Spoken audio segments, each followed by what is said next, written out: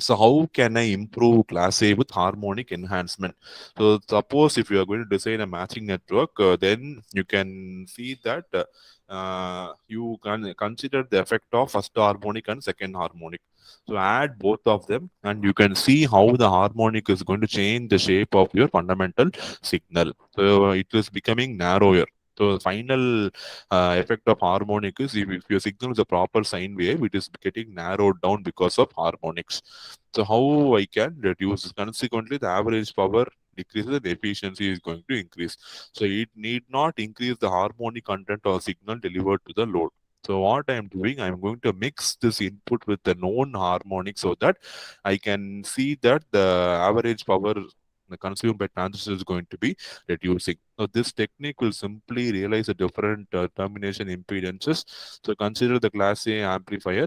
So you are getting the same waveform here amplified. So we are going to mix your input with second order harmonic.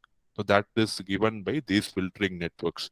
So these filtering networks will add the harmonic to your signal. The second order harmonic is enhanced by 37 and the efficiency has been increased by 73 percentage.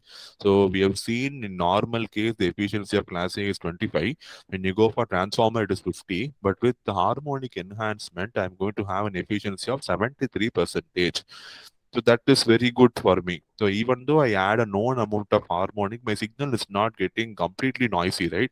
I know my signal pattern. So this signal, if I subtract this signal from my output signal, I'll be getting back the original signal.